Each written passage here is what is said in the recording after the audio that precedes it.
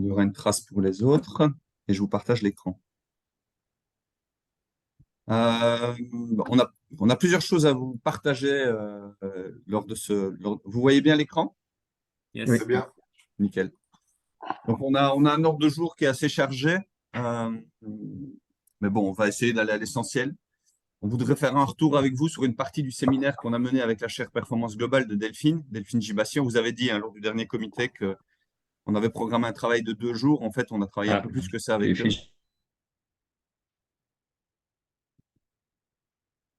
Vous m'entendez? Et ça chez Louia. Vous m'entendez là, c'est bon? Ça coupe. Oui, là on t'entend.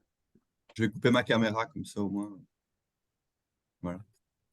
Donc, on vous avait annoncé qu'on allait travailler, on allait mener un séminaire de 2 jours avec toute l'équipe de la chaire Performance Globale Multicapitaux d'Audencia, donc la chaire de Delphine Gibassier. On a eu effectivement 2 jours de travaux avec eux assez passionnants qu'on a prolongé en fait, puisqu'on a encore participé à tout leur labo de recherche de la semaine dernière. Et donc, on va partager avec vous une partie des apprentissages en lien direct avec notre étude, sachant qu'on ne pourra pas être exhaustif, puisque ça déborderait très largement. On va vous montrer un peu, tu évoquais, Christian, le besoin de conversion, le besoin d'adresser le sujet, pas exclusivement par la tête, mais aussi par le cœur.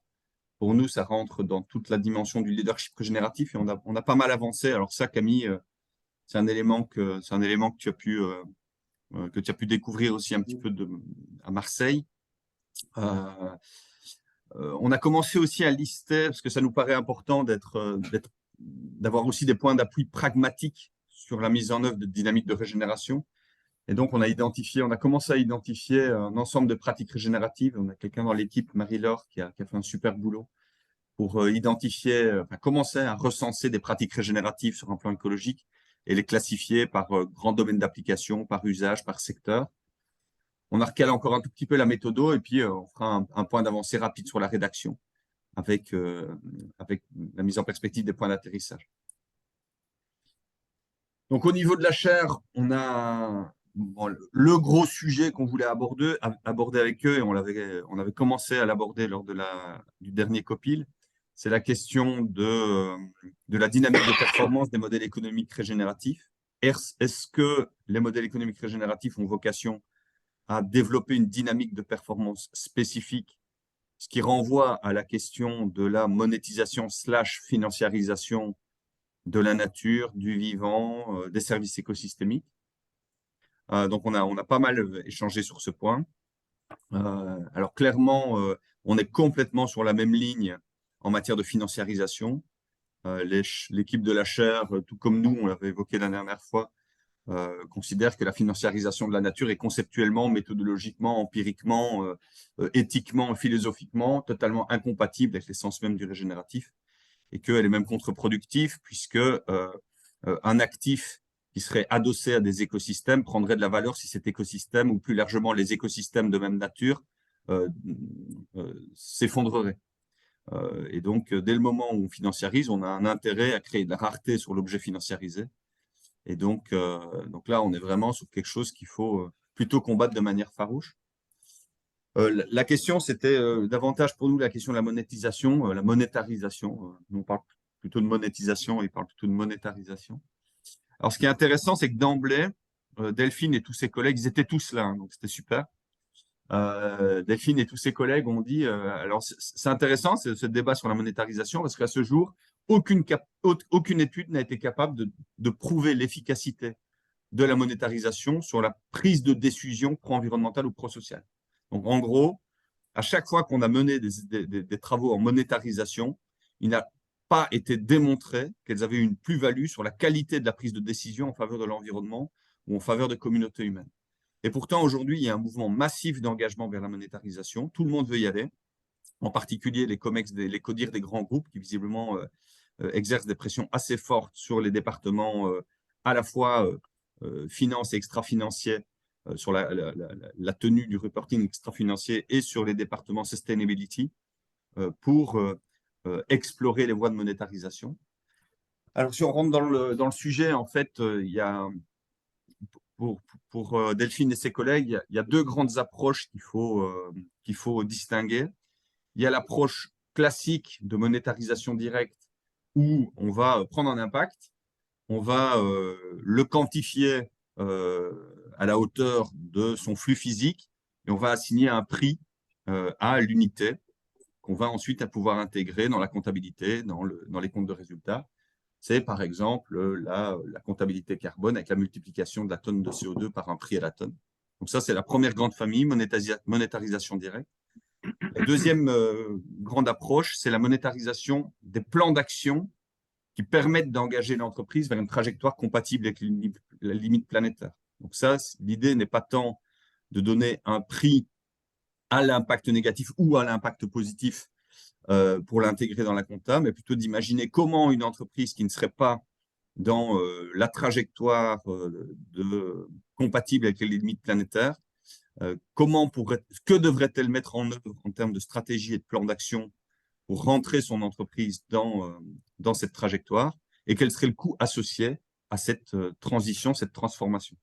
C'est cette deuxième approche qui a été choisie par la chaire. Alors, si on les compare, la première, donc la comptabilisation directe, la monétarisation directe, il y a plusieurs difficultés qui sont liées à ce sujet. D'abord, c'est la fixation du prix. Aujourd'hui, les prix ne sont pas réglementés, donc chacun est libre de fixer le prix qu'il entend fixer. Et qu'est-ce que eux constatent? Et c'est un peu le fruit de certains travaux, c'est que si le prix est trop bas, il joue pas son rôle. Donc, en gros, il n'impacte absolument pas la décision. Il est anecdotique dans la prise de décision. Et s'il est trop haut, soit il est à ce point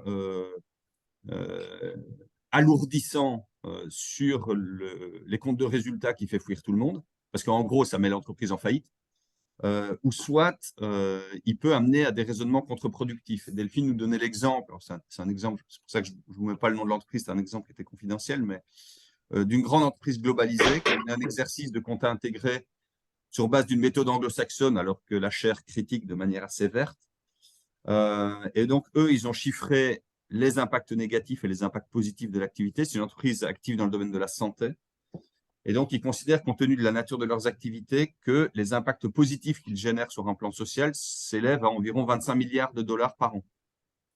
Et qu'en matière de gaz à effet de serre, le coût des émissions représente 1 milliard.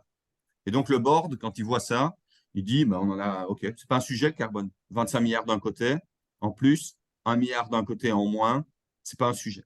Donc, on voit qu'en fait, ça ne permet pas du tout d'appliquer les logiques de soutenabilité forte et de hiérarchisation des capitaux, puisque, en fait, on compare des pommes et des poires en les ramenant à une unité identique qui est la monnaie et qui amène à des décisions aberrantes.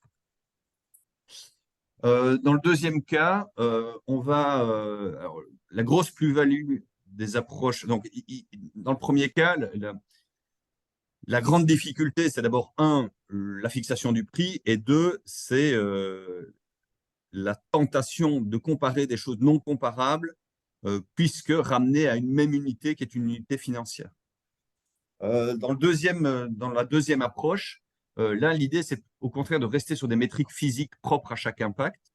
Les tonnes de carbone pour le réchauffement climatique, les méthodes d'évaluation spécifiques de la biodiversité, etc., etc., etc. Et donc, ça veut dire qu'on évite le biais méthodologique de fixation d'un prix et on évite également de comparer des pommes et des poires en les ramenant à une même unité puisque chaque impact est analysé à l'aune de ses métriques propres. Et puis, c'est vraiment une méthode construite sur la dynamique de transformation puisque c'est bien la qualité et le coût du plan de transformation de l'entreprise qui va, à travers le coût qu'il représente, intégrer cette dynamique de comptabilité en triple capital. Alors, le plan, il peut aller jusqu'à des renonciations d'entreprise. Ça veut dire que si une entreprise a des actifs à échouer et que ces actifs sont très clairement incompatibles avec les limites planétaires, eh bien, le plan de transformation peut intégrer la renonciation de ces activités et donc l'intégration du coût de la renonciation de ces activités. Alors là, les difficultés, il y en a, et l'essentiel des difficultés, ce sont des difficultés méthodologiques d'allocation des limites planétaires à l'échelle de l'entreprise. C'est clairement le sujet la méthode LIFT, donc la méthode de comptabilité en triple capital qu'a développée la chaire, se cogne à cette difficulté, puisque Lyft a fait le choix de travailler dans le respect des flux physiques de chaque impact au regard de la nature propre de l'impact.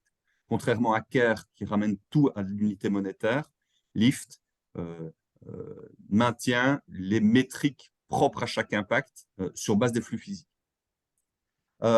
Et donc, il y a plusieurs sujets. Le premier sujet, c'est comment on alloue les limites planétaires aux différentes entreprises. Le deuxième sujet, c'est comment on force une entreprise à engager un plan de transformation vers le respect des limites planétaires, ce qui va présupposer à un moment donné des réglementations ou du soft power extrêmement puissant. À noter toutefois que cette approche, elle est appuyée aujourd'hui par la directive européenne CSRD, puisque la CSRD va rendre obligatoire la connectivité entre le financier et le non financier, l'extra-financier. Ça veut dire quoi? Ça veut dire qu'aujourd'hui, il y a une déconnexion complète entre le financier d'un côté et l'extra-financier de l'autre. Et la directive CSRD va obliger dès 2024, enfin, en 2025 sur les données 2024, elle va obliger les entreprises à intégrer dans le financier le coût de déploiement des plans de transformation requis par l'extra-financier. Donc, on voit que la réglementation est en train de bouger et les équipes de la chaire considèrent par ailleurs que la taxonomie aujourd'hui va complètement dans le sens du renforcement des normes vers plus de pression pour des plans de transformation d'entreprise. Donc voilà un peu les grands sujets. Donc une petite pause à ce stade. Je ne sais pas si comment ça résonne en vous, si vous avez des réactions par rapport à ce qu'on vient d'évoquer, si ça évoque des choses par rapport à vos propres expériences, en particulier chez vous, Christian, je sais que vous bossez avec elle. Camille, je sais que c'est des sujets sur lesquels vous planchez aussi. Voilà, un petit temps de partage par rapport à ça.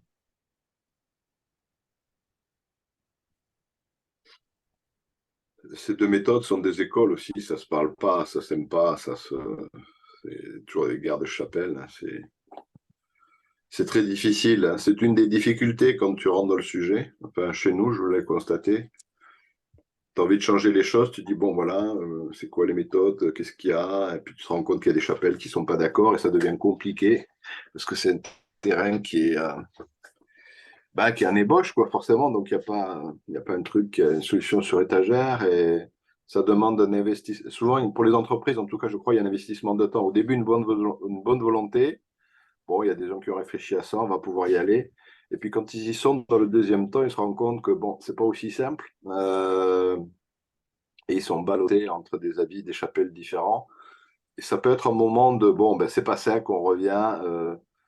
Il peut y avoir un côté un peu déceptif dans un deuxième temps. Pas forcément dans le premier temps, mais dans le deuxième temps. Bon, moi, ça m'intéresse, mais je pense qu'une entreprise en Codir, en Comex, qui dit on y va et se retrouve avec ces chapelles-là, ça peut le désorienter, dire bon, ok, c'est mai 68, c'est pas ça qu'on C'est vrai reviendra que plus tard. ça pousse un peu à l'inaction, finalement. Et juste, moi, je me pose la question, tu sais, Emmanuel Faber avec l'IFRS, là, il part dans quelle direction par rapport aux deux présentés? Est-ce que c'est les mêmes directions ou est-ce que c'est une des deux ou une autre encore? Après, moi œuvrant sur le marché carbone, je suis plutôt sur la première, hein, donner un coup à l'impact créé. Voilà.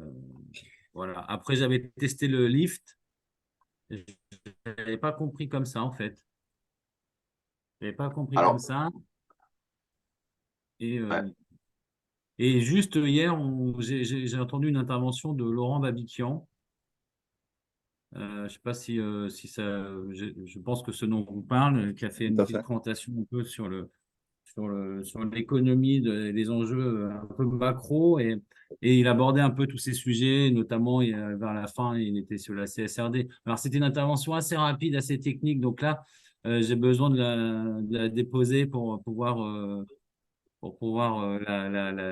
revoir ce que vous proposez, ce que j'ai vu, ce que j'ai entendu, parce que c'est assez rapide, un peu technique, et je n'ai pas encore déposé. Mais c'était hyper intéressant et effectivement, il parlait du coût de ces externalités où il n'y avait pas d'études, on ne savait pas les quantifier.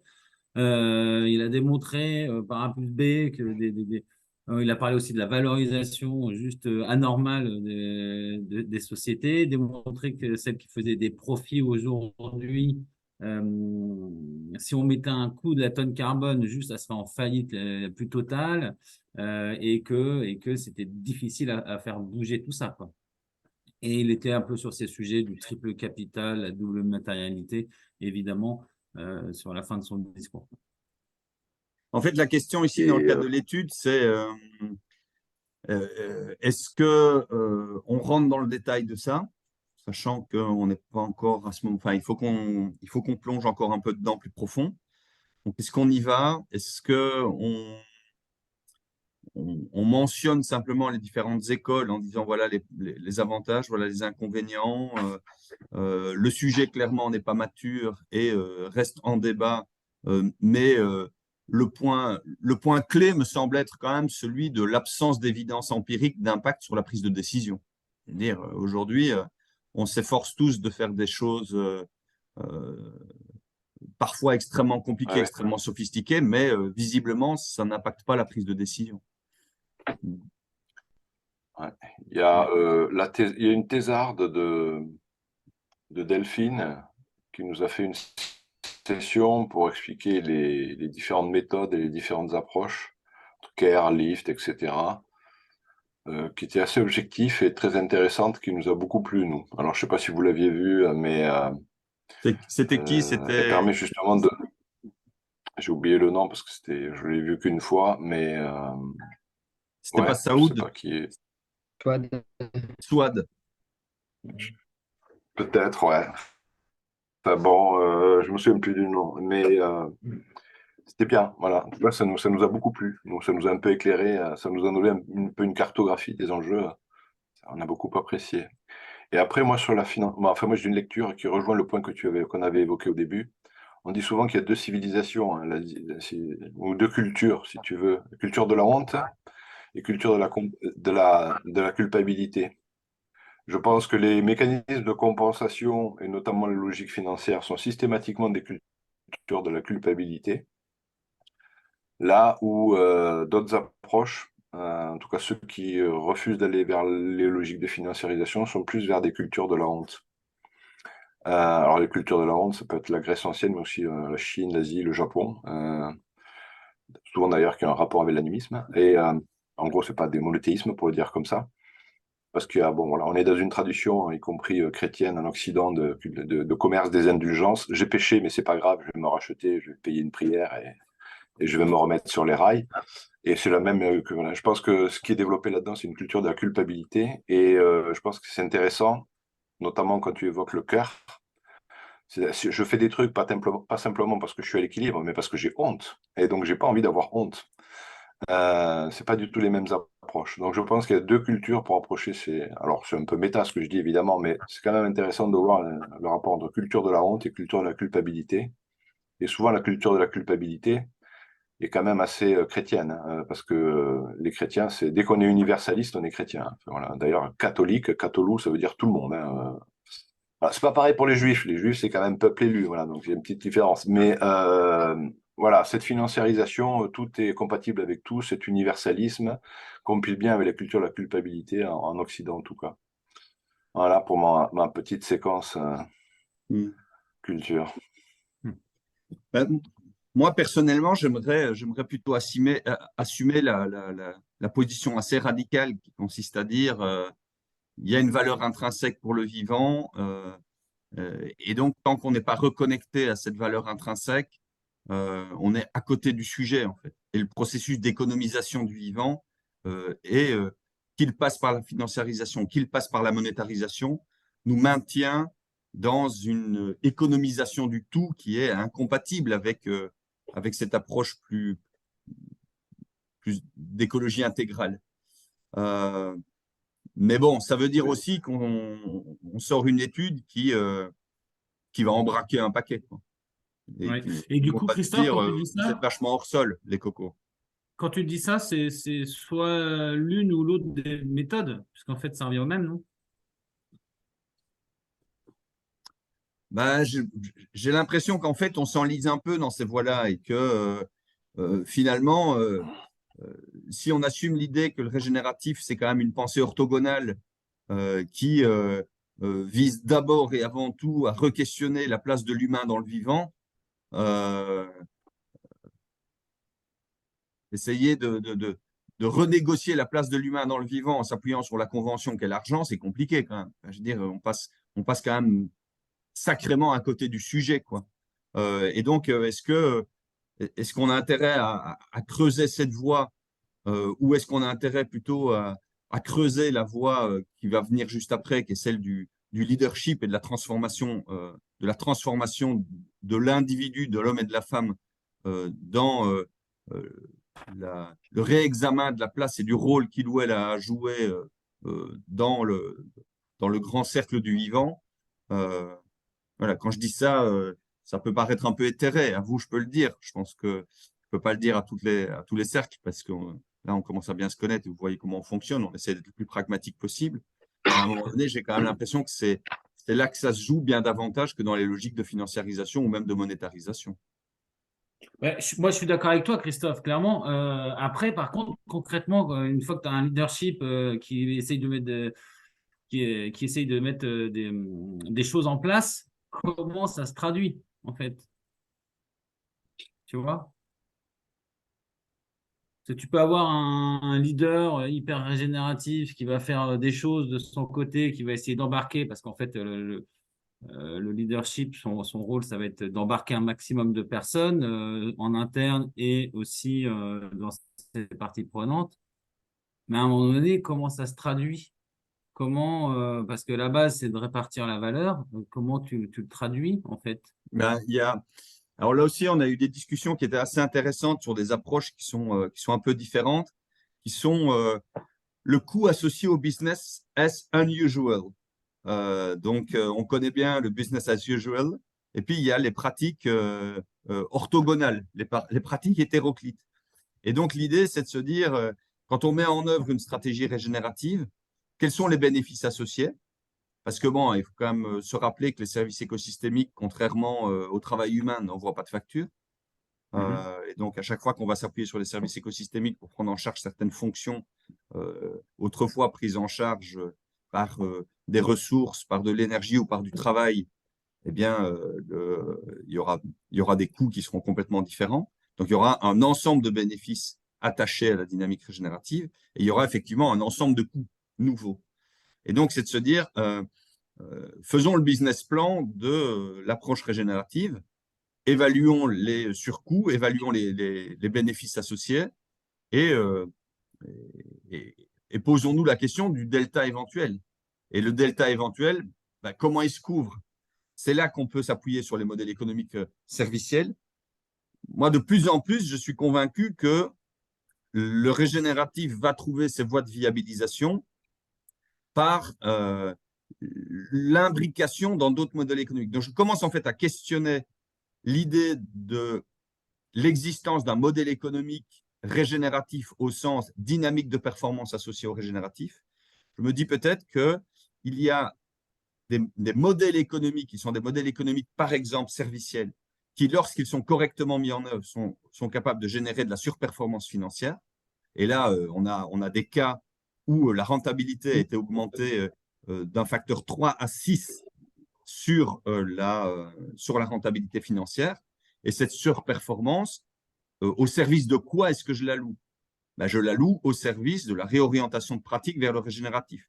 Mais là, ça veut dire quoi? Ça veut dire qu'à un moment donné, il faut bien travailler cette notion de leadership parce que si je me dis, ben, cette surperformance, au contraire, je la prends pour accroître la rémunération du capital ou pour la redistribuer de manière ultra classique, ben, on a tout perdu en fait.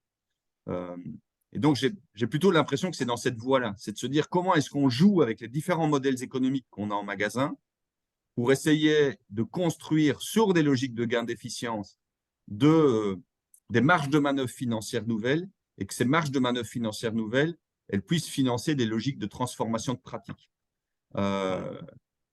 Voilà un peu comment on commence à le raisonner. Ok. On continue? Allez. Ouais, plaisir.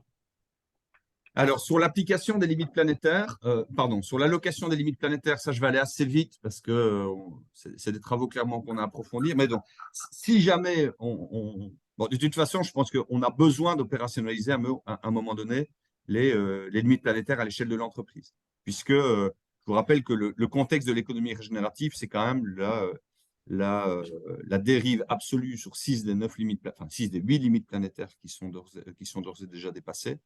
Et donc aujourd'hui, comment est-ce que les limites planétaires deviennent un outil de pilotage au service de l'entreprise? Elle ne deviendra un outil de pilotage au service de la transformation stratégique de l'entreprise que si l'entreprise connaît les budgets qui peuvent lui être alloués pour opérer dans l'espace sûr des limites planétaires.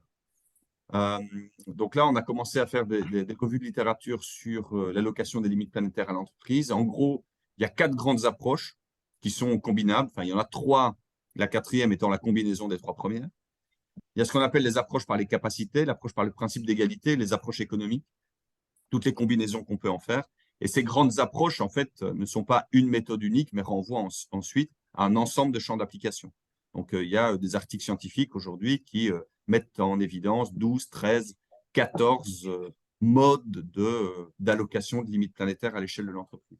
Donc, si je vais vite ici, parce que l'idée, c'est juste de balayer ça avec vous pour voir un peu si là aussi, si c'est des sujets qu'on creuse ou pas dans le cadre de l'étude. Donc, l'approche par les capacités, c'est quoi? C'est une approche qui se fonde sur un principe d'antériorité où l'existence sert de clé de répartition sur l'allocation de la limite. Donc, en gros, le budget qui serait alloué à une entreprise serait lié au budget total caractérisé par la limite planétaire, multiplié par le ratio entre l'impact de l'entreprise et l'impact global. Si je suis plus concret, si aujourd'hui, en tant qu'entreprise, je pèse pour 0,1% des émissions mondiales de gaz à effet de serre, je dispose d'un droit de tirage de 0,1% du budget carbone planétaire. Alors ça, c'est une méthode qui est ultra simple à mettre en œuvre, mais c'est une approche qui est prodigieusement inéquitable, puisqu'elle donne aujourd'hui un avantage considérable à celles et ceux qui ont le plus pollué. Ceux qui aujourd'hui auraient les plus gros crédits, les plus grosses allocations, seraient celles et ceux qui aujourd'hui ont les impacts les plus lourds. Les énergéticiens avec beaucoup de capex dans le charbon, par exemple, seraient les grands bénéficiaires de ce type de méthode d'allocation. Oui, d'ailleurs, moi, je ne la comprends pas vraiment, cette méthode. Ben, elle a l'avantage d'être très pragmatique. Mais oui, mais enfin, je veux dire, bon, j'émets 0,1% des émissions mondiales de gaz à effet de serre, très bien. Bon, bah, j'ai le droit du coup de polluer encore à 0,1% sans faire aucun effort. Tu vois? Non. Ça veut dire qu'aujourd'hui, en fait, si tu prends le budget carbone, on sait par exemple qu'il nous reste, alors en fonction des cibles de degrés, il nous reste on va dire 580 gigatonnes de carbone à émettre avant la neutralité. Et donc ça veut dire que si tu considères qu'il faut être à carboneutralité à 2050, tu divises 580 gigatonnes par les années qui restent, ça crée un budget global annuel pour l'économie mondiale. Et si tu pèses aujourd'hui 0,1% des émissions de gaz à effet de serre du monde, eh bien, demain, tu as le droit d'avoir 0,1% du budget restant, annuel permettant la trajectoire. Ok. La deuxième approche, c'est l'approche par les principes d'égalité. Donc là, c'est tout à fait différent de la première. C'est une approche égalitaire par personne. Donc là, le budget d'un pays, c'est la somme des budgets individuels. Alors ça, c'est hyper facile, hein, puisque on divise le budget global par la taille de la population mondiale. Ramené à l'entreprise, en fait, on passe par la logique des services rendus par l'entreprise. Donc ça donnerait quoi? Si je suis une entreprise de produits laitiers, d'abord, mon secteur d'activité va dépendre de la part de dépenses des produits laitiers dans les dépenses globales des individus. Donc, si je pèse pour 1% de la part des dépenses globales des individus, je vais avoir 1% du budget individuel multiplié par la part de marché de l'entreprise. Et pour éviter des effets de variabilité trop grands, l'idée serait par exemple de lisser cette part de marché sur des périodes de de 5 ans, 6 ans, afin d'avoir des yo-yo. Donc là, on est sur une… Alors, une fois qu'on a dit ça, c'est pas simple à mettre en œuvre. Et il y a plein de questions méthodologiques qui se posent. Mais là, je vous présente la philosophie générale. Et ensuite, derrière, ces grandes approches sont opérationnalisées par toute une série de méthodes. Ça a été, par exemple, testé sur la filière laitière au Danemark dans un article scientifique. Ils ont alloué pour la filière laitière et pour l'ensemble des entreprises actives dans la filière laitière le budget carbone en fonction de cette méthode. La troisième approche, c'est l'approche économique. Elle répartit la limite planétaire, en tout cas les budgets globaux, alors sur des unités économiques, par exemple sur la part de valeur ajoutée en pourcentage de la valeur ajoutée globale, sur l'intensité productive, etc. Donc, ça pourrait prendre la forme d'une allocation construite sur le ratio entre la valeur ajoutée de l'entreprise par rapport à la valeur ajoutée de la consommation mondiale finale, ou par, un peu moins pertinent sans doute, par le chiffre d'affaires de l'entreprise sur le PIB mondial. Et puis ensuite, on a toute une série de combinaisons possibles. Alors là aussi, c'est un sujet qui est un gros sujet en soi. Est-ce que c'est un sujet que vous considérez devoir être traité dans le cadre de l'étude? Est-ce que c'est un sujet périphérique? Voilà. Quelle place souhaite-t-on donner à l'étude, à ces travaux sur les allocations planétaires? Est-ce que c'est un élément qu'on creuse ou est-ce que on ne rentre pas dans le sujet parce que c'est des thèses de doctorat en soi, cette affaire-là? Camille, tu veux… Ouais, moi, sachant que l'économie régénérative se doit, en fait, l'objectif est de rentrer dans les limites planétaires. Je pense que c'est déjà on ne peut pas en faire l'impasse, évidemment. Et on sait tout le mal qu'on a aujourd'hui à définir ces limites planétaires. Le réchauffement climatique, la tonne CO2, ça va, c'est connu, la métrique et la comptabilité existent, les démarches, les méthodologies aussi. Dès lors, on arrive sur les autres limites planétaires, c'est un peu plus qualitatif, empirique. Donc, je pense qu'il faut en parler évidemment dans l'étude. Après, à quel degré de précision on en parle? Sur le réchauffement climatique, c'est assez simple. Sur les autres, c'est un peu compliqué, c'est un peu plus compliqué, mais si vous avez comment dire, la connaissance des thèses qui existent et tout ça, peut-être que ça serait bien de les mentionner, au moins. Je ne sais pas à quel stade elles en sont, mais si elles sont un peu avancées, on peut peut-être mentionner les principales conclusions. Je me dis ça pour histoire de donner un peu d'informations sur le sujet. Et ouais, j'ai la sensation que ça pourrait crédibiliser la démarche, en fait. Et si je dois donner mon sentiment, en fait, je n'ai pas envie de m'y perdre, ça m'intéresse moyennement, et en même temps, je ne peux pas l'ignorer pour rejoindre l'argument de Camille. Donc, si on peut évoquer un panorama et voir comment dans ce panorama, ça joue sur des sujets sur lesquels vous travaillez plus, c'est pour moi plus intéressant que de partir résolument dans tous ces sujets, comme tu dis, de thésard, même si j'aime le travail des thésards. Voilà. Ok. Je suis peut-être pas clair, mais… Si, c'est très clair. Enfin, okay. Ça me paraît très clair. Ok, merci à vous pour ça. Un troisième sujet, et puis on passera sur la question du leadership. Un troisième sujet, c'est le concept d'impact positif. Alors, le concept d'impact positif, il est un peu au cœur de l'économie régénérative. Même si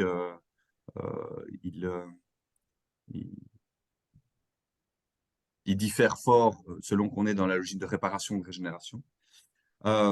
Pour nous, en fait, c'est un concept qui allait de soi.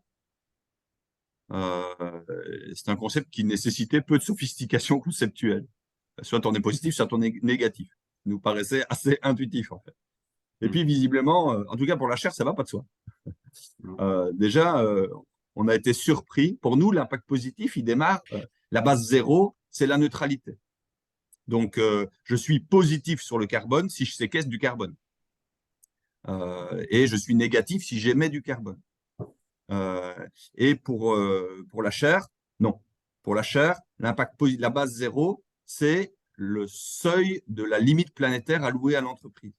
Ça veut dire que si, je dis n'importe quoi, l'entreprise a le droit, dispose d'un budget de, je dis n'importe quoi, hein, 1000 tonnes de CO2 et qu'elle fait 800 tonnes de CO2, elle est dans de l'impact positif. Alors, nous, ça nous met un peu mal à l'aise, cette affaire-là. Et nous, on considère que dès le moment où des limites sont dépassées, ben, l'idée, c'est d'enlever de la pression. Et donc, tout ce qui va aller du budget au zéro reste de la pression. Donc, pour nous, la base zéro est la neutralité pour toutes les limites dépassées. Pour les limites non dépassées, on peut discuter. Mais ça n'a pas beaucoup de sens de dire qu'une entreprise va développer de l'impact positif quand elle continue à exercer une pression négative sur un processus, quand même cette pression serait dans le cas des limites planétaires, puisqu'aujourd'hui, elles sont très largement dépassées. Donc ça, c'est un premier élément. En fait, où fixe-t-on la base zéro? Et nous, on est plutôt d'avis de la fixer sur les logiques de neutralité. Deuxième élément, c'est quoi les critères? Et là aussi, la chaire a mis en place des critères hyper rigoristes qui renvoient à des discussions qu'on a déjà eues par le passé, à savoir, est-ce qu'une entreprise, pour être régénérative, doit satisfaire de manière simultanée et concomitante à tous les principes et travailler de manière systémique et concomitante sur tous les impacts, ou est-ce qu'à un moment donné, elle peut prioriser? Donc là, la chaire, qu'est-ce qu'elle propose? Elle a émis un ensemble de critères. Pour elle, l'impact positif présuppose d'aller au-delà de la base zéro, au-delà de la base zéro, d'avoir une vision systémique des impacts. Je vais les passer en revue juste derrière. Avoir une vision systémique des impacts, prouver l'additionnalité des impacts générés, prouver leur attribution, avoir un esprit collectif et contextualiser. Alors, si on regarde un peu, bon, ça, c'est assez évident. Hein, c'est assez évident, mais ça renvoie à ce que je viens d'évoquer juste avant. Un impact positif, c'est celui qui va au-delà de la base zéro. La discussion, c'est où est-ce qu'on met la base zéro? Nous, on est plutôt d'avis de la mettre sur le point de neutralité. Le deuxième élément, c'est la vision systémique. Ça veut dire quoi? Ça veut dire que pour eux, l'impact positif, c'est je suis dans le vert quand j'ai intégré tous les impacts négatifs. Donc, ça veut dire que si j'ai de l'impact négatif d'un côté et de l'impact positif de l'autre, exemple sur le carbone, j'émets 1000 tonnes de carbone, mais je participe à travers la mise en œuvre d'un sourcing régénératif à en séquestrer 300 tonnes, je ne peux pas revendiquer un impact positif de 300 tonnes si j'en émets par ailleurs 1000. C'est bien au global. Alors ici, la question, c'est est-ce que le global porte sur un seul impact, auquel cas on est complètement aligné avec la vision systémique, ou sur l'ensemble des impacts, auquel cas il faudrait être dans le vert sur tous les sujets pour être qualifié de régénératif. Okay. Donc on est plutôt à l'aise avec ça. Troisième élément qui nous paraît être un élément absolument essentiel, c'est l'additionnalité, c'est-à-dire la capacité à démontrer que l'impact positif résulte d'une action spécifique de l'entreprise, d'une intervention particulière, et qu'il n'aurait pas eu lieu s'il n'y avait pas eu cette intervention. Donc, ça, c'est un élément très important, mais pareil, c'est un élément qui, du coup, à nouveau, complique les méthodes, puisqu'il faut créer les scénarios contrefactuels et démontrer que sans l'intervention de l'entreprise, cet impact n'aurait pas eu lieu. Troisième élément, c'est la preuve d'attribution. C'est quel est le rôle spécifique et singulier de l'entreprise dans la génération de cet impact. Est-ce que cet impact peut lui être attribuable et quelle est la preuve que l'on peut éditer pour attribuer effectivement cet impact à l'entreprise? Et puis le cinquième élément, c'est l'esprit collectif. C'est une entreprise à elle seule va éprouver beaucoup de difficultés à générer des impacts positifs. L'impact positif procède bien davantage d'une dynamique collective qui va naviguer dans la chaîne de valeur. Voilà. Et puis alors oui, le dernier critère, c'est la contextualisation des impacts. Ça veut dire quoi? Ça veut dire que les impacts doivent intégrer le contexte spécifique de l'entreprise au regard de la place où elle opère dans le monde et de la nature singulière des écosystèmes qu'elle traverse et qu'elle va impacter. Et donc, c'est aller contre l'universalisme des impacts. Donc, je trouve que ça, c'est vraiment des réflexions intéressantes. On en a discuté pas mal et on se dit que ça précise un peu cette notion d'impact. C'était un angle mort. Je pense qu'on avait été peut-être, nous, un peu trop à se dire que ça allait de soi. Mais voilà, je trouve que on trouve que c'est des points d'appui qui sont intéressants et qui permettent là aussi de rendre un peu plus robuste cette notion d'impact. Alors, on est à l'aise avec tous les impacts. La base zéro, si ce n'est que pour nous, la base zéro, c'est la neutralité. La vision systémique, pour nous, elle est au cœur, c'est le principe 2. L'additionnalité, ça me paraît absolument indispensable.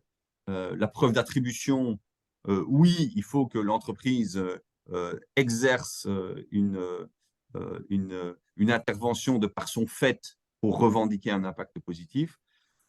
L'esprit collectif, ça se discute parce qu'il y a peut-être des sujets sur lesquels elle peut agir sur son périmètre propre. Maintenant, il est très, très probable qu'effectivement, si on veut générer du régénératif à l'échelle des écosystèmes d'acteurs, qu'il faille toujours penser le régénératif à l'échelle des écosystèmes coopératifs et donc que ce principe 5 soit un principe qui soit effectivement un critère de l'impact.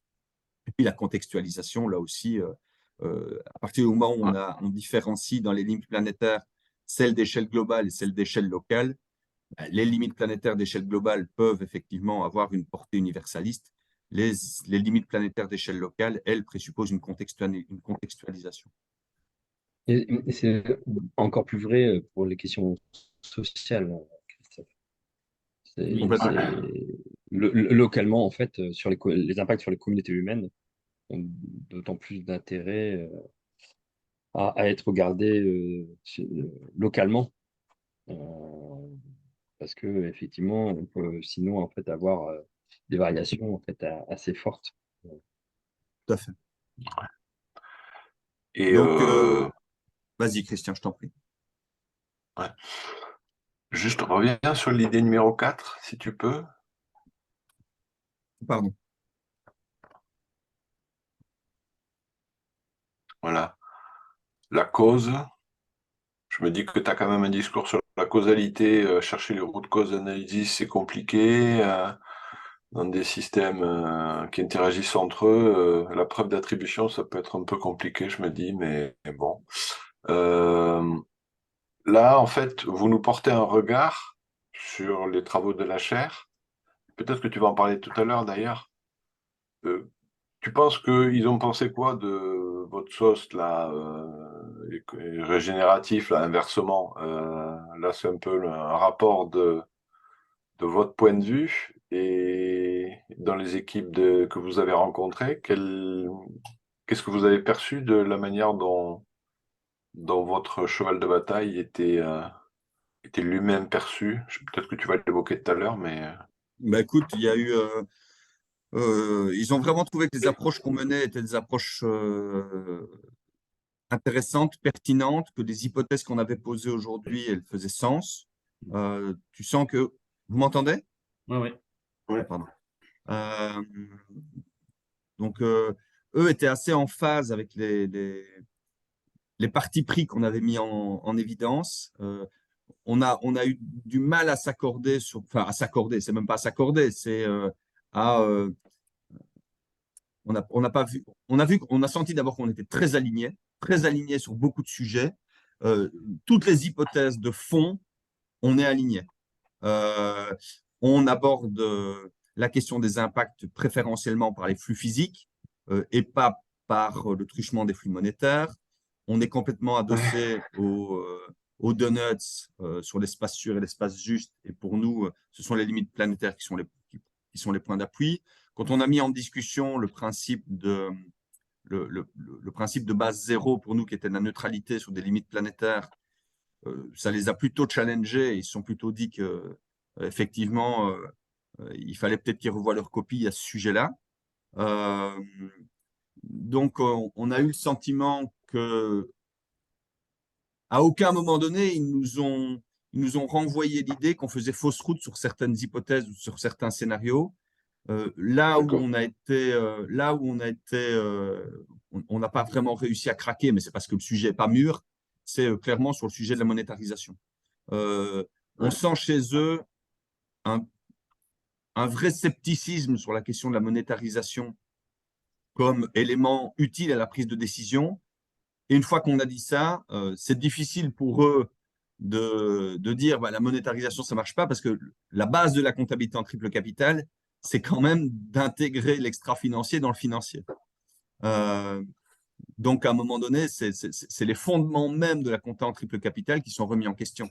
Et ça pose la question du niveau de radicalité. Et ce qu'ils ont aimé chez nous, c'était, ils disent, avec le champ qui est le vôtre, vous avez la possibilité de pousser beaucoup plus loin la barre de la radicalité et de proposer des ruptures paradigmatiques beaucoup plus fortes. Parce que nous, à partir du moment où on travaille sur une logique qui est celle de la comptabilité, on est déjà dans une convention très particulière qui essaye de rendre compte d'une réalité par des dynamiques d'évaluation articulées sur 3 capitaux, dont un capital financier qui est prédominant aujourd'hui. Donc on a déjà un biais d'entrée que vous n'avez pas avec, ou moins, Ouais. avec un sujet que vous traitez de manière plus large, en fait. Ouais. Donc, voilà un peu comment, si je résume fort, Ouais. comment ils ont Et- abordé nos travaux. Et je suis Merci. assez d'accord avec toi sur la preuve d'attribution. Dans un système complexe, c'est pratiquement impossible par le truchement des effets d'interdépendance. A fortiori dans la pensée régénérative, où il s'agit de créer des conditions permettant à un potentiel de s'exprimer. Comme le potentiel n'est pas prédéterminable à l'avance, bah, je ne vois pas comment, enfin, ça va être très, très compliqué. Mais on voit aussi là le besoin de monétariser. En fait, on voit que derrière les critères, il y a la toile de fond de la monétarisation. On ne monétarisera que ce qui pourra être correctement attribué à. Et si à un moment Ouais. donné, on prend une distance particulière par rapport à cette question, cette contrainte-là, elle devient moins importante, en fait.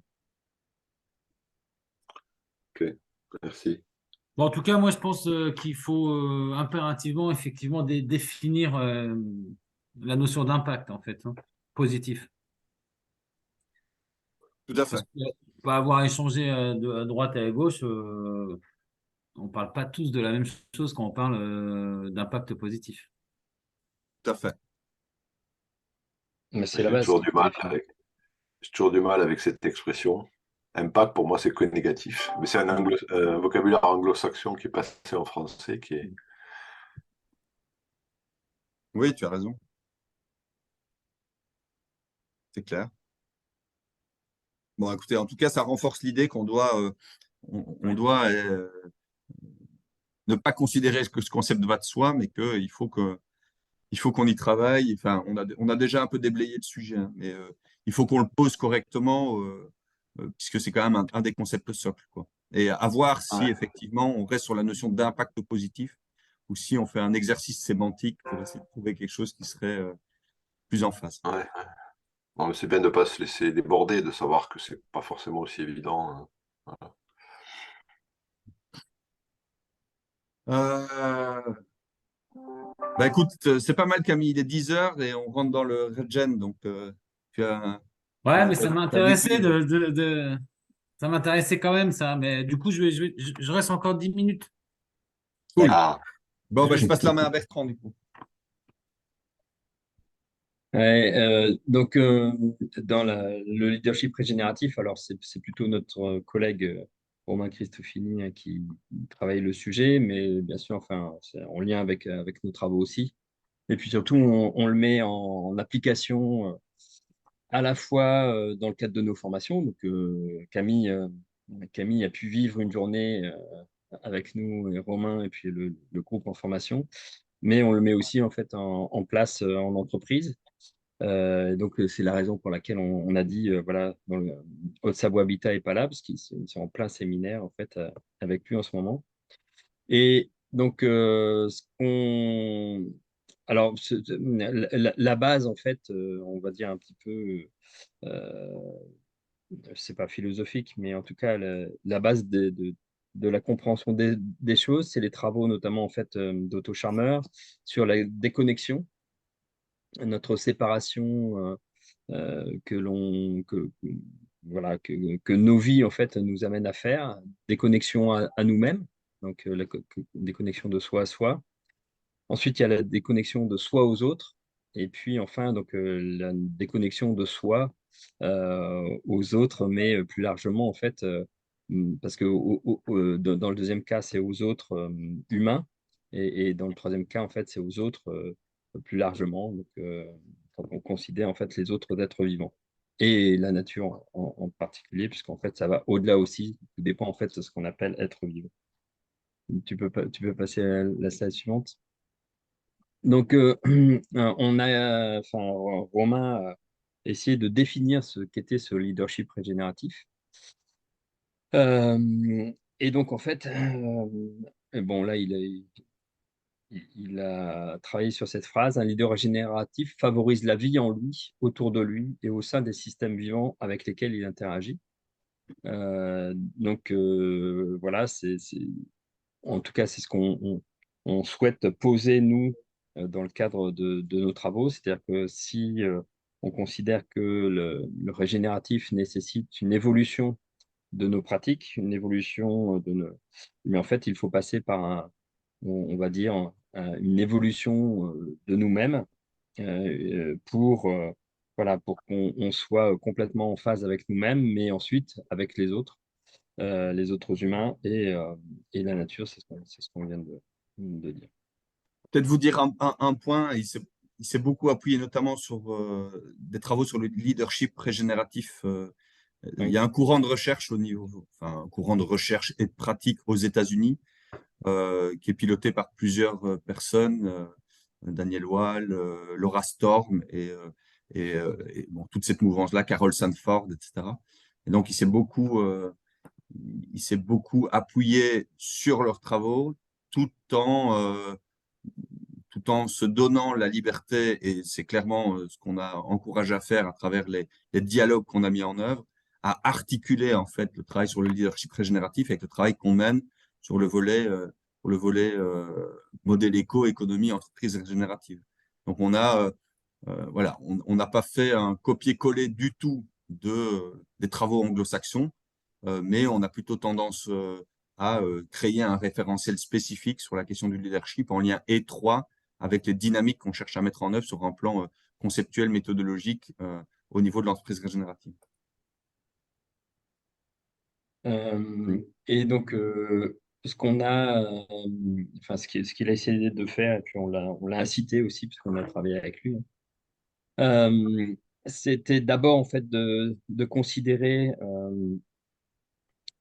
la régénération en fait en soi, en renouant avec sa véritable nature. Mais comme vous allez le voir, on a inversé un peu en fait les choses par rapport à ce qu'on peut voir si on prend en fait la logique de la soutenabilité forte, où en fait la soutenabilité forte, ben, c'est l'environnement, le social et l'économique. Là, on a inversé les choses, c'est-à-dire en fait c'est le soi, donc on va dire finalement en fait la plus petite partie commune qu'il faut travailler en priorité. Et ensuite, en fait, on va vers les autres, on va vers la nature. Donc là-dedans, on va retrouver des choses sur, voilà, c'est retrouver un rythme qui coïncide avec le vivant. Donc là, il y a les cycles. Écouter la vie qui s'exprime en moi. Donc voilà, c'est donc des choses qui permettent en fait d'aller plus vers soi et vers ses besoins, équilibrer l'être et le faire, et puis sortir de ses routines, de ses conditionnements, où là on sait on est tous bien pris par voilà, des façons d'agir qui effectivement sont de l'ordre du mode en autopilotage et pas du tout en fait en conscience. Ce qui est différent des rituels, par exemple, qu'on peut s'appliquer. Euh, Ensuite, donc, régénérer les relations entre les humains. Donc là, en fait, c'est de travailler notamment sur plusieurs sujets, la compétition. Et la compétition, c'est lié notamment à des peurs. L'avidité aussi, ça peut être lié aussi à des peurs, peur de manquer, etc. Et puis, les comparaisons qu'on a l'habitude de faire aussi, et donc ça, c'est plutôt en fait le cadre social dans lequel on est et les normes qui, voilà, qui ont été, en tout cas en Occident, qui ont été développées. Et enfin, donc, on va vers les liens avec le non-humain. Et puis, l'objectif, c'est plutôt en fait de devenir gardien en fait de ce vivant. Et donc là, c'est plutôt voilà, partir de l'émerveillement, reconsidérer le fait qu'il y a une interdépendance, passer de la nature en fait qui est effectivement un décor à quelque chose en fait qui est plutôt un sujet. Donc en fait redonner justement ou reprendre conscience en fait du vivant dans la nature euh, et quelle que soit la nature. Moi, j'ai tendance à dire qu'aujourd'hui, les arbres urbains, par exemple, en fait, c'est du mobilier urbain. On considère, les paysagistes comme les urbanistes considèrent que c'est du mobilier urbain et pas du tout en fait des sujets à part entière. Et puis renouer avec une dimension sacrée ou spirituelle, on va dire. Voilà, donc c'est aussi ce qui nous permet d'aller vers ce leadership régénératif. Et puis il y a bien sûr en fait les relations qui existent entre ben, ces sphères, hein, puisqu'en fait c'est pas complètement étanche, au contraire, c'est plutôt en lien. Et donc, il y a des interactions. Et puis, voilà, enfin, on peut citer, par exemple, entre la nature et le moi, bah, c'est retrouver le rythme. Et puis, voilà, ce que je peux apprendre aussi sur moi, en fait, à partir du vivant. Et puis, si on prend le moi et autrui et les autres, donc c'est voilà, c'est de travailler plutôt sur la singularité, en fait, de chacun et de voir ce que cette singularité peut m'apporter et ce que je peux apporter aussi à l'autre en réciprocité. Euh, Donc, il y a trois niveaux, comme on l'a dit, et ces trois niveaux, en fait, sont en interdépendance. Donc, en fait, ils fonctionnent ensemble. Il y a être pleinement vivant et savoir se régénérer, régénérer les vies au sein des équipes, si on l'applique à l'entreprise, hein. Parce que les autres, c'est ça aussi, c'est les équipes, mais c'est aussi les parties prenantes externes, et puis créer les écosystèmes régénératifs pour le non-humain peut passer peut-être, voilà. Et ça fonctionne en boucle. Donc, il y a des aptitudes.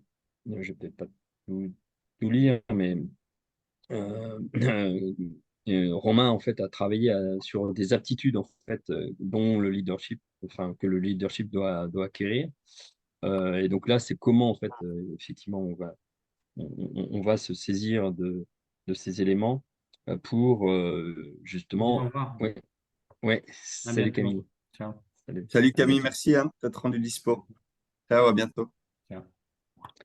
Et donc, voilà, donc je vais peut-être pas tout lire, mais c'est vrai que, par exemple, connaître et vivre sa raison d'être personnelle, donc aller jusqu'à en fait définir voilà ma place en fait finalement, ce que je veux faire, quelles sont en fait les intentions dans ma vie, et puis la relation en fait que je vais cultiver avec le plus grand que moi.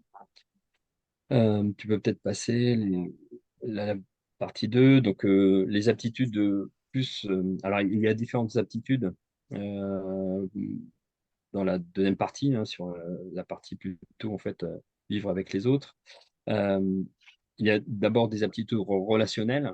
Donc, c'est effectivement, comme on l'a dit, euh, aider l'autre et soi-même d'ailleurs en fait à aller vers sa singularité, savoir créer et tenir des espaces d'émergence, hein, voilà aussi des espaces ouverts pour pouvoir aussi interagir ensemble, mais de façon en fait vraie, de façon authentique, et puis installer des relations vivifiantes donc, au sein des équipes, c'est aussi ça, c'est l'écoute, c'est le partage des émotions. Enfin, Camille aurait pu en parler justement, parce qu'on a vécu quelque chose en fait à Marseille ensemble.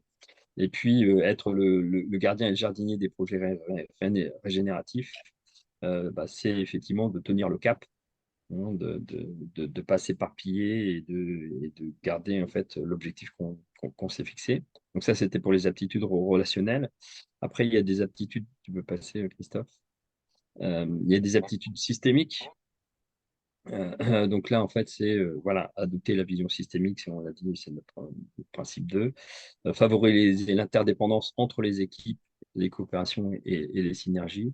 Donc là, on voit bien que on va devoir, dans le cadre du régénératif, euh, créer les coopérations parce que même si, comme l'a dit Christophe tout à l'heure, on pourrait considérer qu'une entreprise, si je prends un agriculteur, il pourrait être régénératif seul.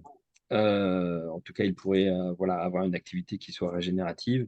Euh, Demain, comme les autres entreprises vont devoir créer ces écosystèmes coopératifs avec d'autres, en fait, ils vont être en lien avec d'autres entreprises. Donc finalement, ça existera. Alors, il pourra toujours y avoir un agriculteur, mais même s'il veut écouler ses produits, il sera obligé d'être dans un écosystème coopératif. Euh, Ouais. qui sera de toute façon et qui sera régénératif. Ensuite, donc, il y a des aptitudes décisionnelles. Donc, apprendre à piloter dans le complexe. Donc là, c'est systémique et ça, c'est pas facile. Et au-delà de c'est pas facile, c'est que cognitivement, on est en capacité, nous humains, de gérer en fait sept indicateurs différents. On voit déjà que si on ne parle que des 9 limites planétaires, bah, ça va au-delà. Donc, c'est comment on fait. Et puis, si on intègre les questions sociales, voilà, ça démultiplie encore. Donc, il y a nécessité aussi de fixer les priorités. On a fixé une priorité déjà sur la biodiversité, mais est-ce qu'il n'y en a pas d'autres à fixer? Et puis, à apprendre à décider au service de la vie et des générations futures. Donc, ça aussi, en fait, c'est d'intégrer, en fait, le, les parties prenantes, finalement, en fait, qui sont absentes dans le cadre des décisions. Ça pourrait être aussi, d'ailleurs, la biodiversité. Euh, voilà un petit peu, en fait, pour le... Ah, il y en avait encore une, je l'ai oublié, celle-là. Mais ça Mais doit c'est faire. la logique effectuelle. Non, non, mais c'est moi aussi. La logique effectuelle, c'est vrai que, comme on dit, en fait, on se base en fait sur le potentiel du vivant, c'est aussi le potentiel qui est vivant en nous, et, euh, et on ne peut pas le prédéterminer. Donc, c'est comment en fait on intègre ça dans nos modes de faire, alors qu'on est plutôt dans un monde où on a tendance à prédéterminer les résultats et les objectifs qu'on se fixe. Et puis, il y a le droit à l'erreur aussi.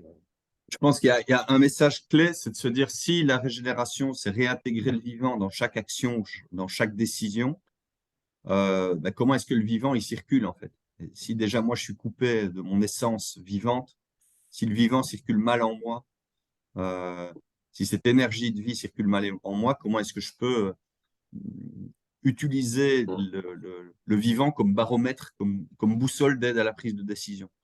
Et donc c'est en ça que ça traverse les différents niveaux. Et donc on a vraiment essayé de mettre le leadership régénératif et la manière d'encastrer les enjeux en regard de l'approche sur la soutenabilité forte.